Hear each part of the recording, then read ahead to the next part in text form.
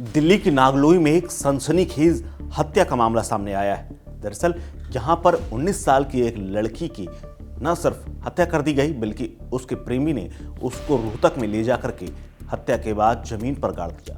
ये पूरा मामला अब पुलिस लव जिहाद के नाम से भी और इस एंगल से भी जांच करने की कोशिश कर रही है, क्योंकि आरोप लगाए जा रहे हैं कि प्रेमी सलीम, जिसका निकनेम था संजू, उसने अपने दो साथियों के साथ मिलकर सोनी का काम तमाम कर दिया है। दरअसल नागलोई के युवक को प्रेमिका से दूसरे लड़के से बात करना नागवार गुजरता था, इसीलिए उसने पहले उसके घर से अपहरण किया, उसको रोहतक ले गया, वहां उसका गला घोंटकर मार डाला।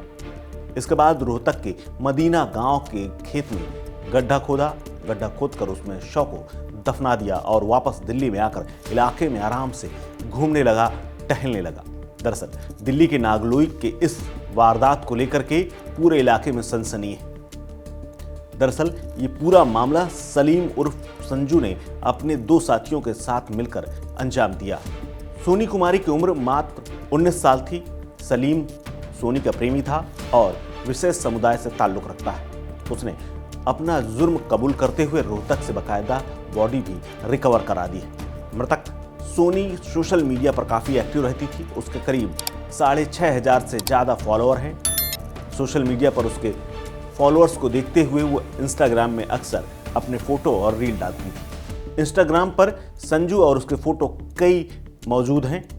सलीम उर्फ संजू से जब भी वो बात करती थी और अगर कोई पूछता था तो बताती थी कि वो भूत से बात कर रही है। सोनी के प्यार का खौफनाक अंजाम, सोनी और सलीम दोनों ही इंस्टाग्राम पर एक दूसरे को नाम डालकर खुलेआम अपने प्यार का इजहार कर चुके थे। लगातार लड़की शादी का दबाव बनवा रही थी। घर वाले ये तो जानते थे कि उसका कोई दोस्त है, लेकिन जब उसका नाम पूछते थे तो कहती थी भूत से बात कर रही हूँ। इसके अलावा कुछ लोगों को नाम पता था, तो नाम था संजू। शायद पुलिस को भी शक है कि सोनी को भी ये नहीं पता था कि उसका नाम सलीम भी था। वो सिर्फ उसे संजू के नाम से जानती थी।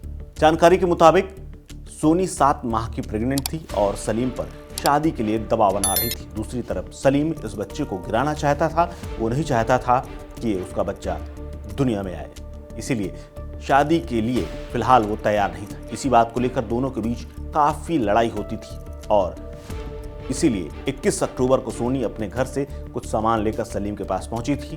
कहा जा रहा है कि दोनों शादी करने के लिए निकले थे, लेकिन सलीम के मन में कुछ और था। ये बात करवा चौथ के बाद की है। सलीम अपने दो दोस्तों को साथ लेता है और उसे रोहतक लेकर पहुंच जाता है। उसने सोनी की हत्या करके उसके शव को खेत में दफना दिया। इस दौरान उसने गाड़ी किराए में ली थी। ये बात भी जानकारी में सामने आई।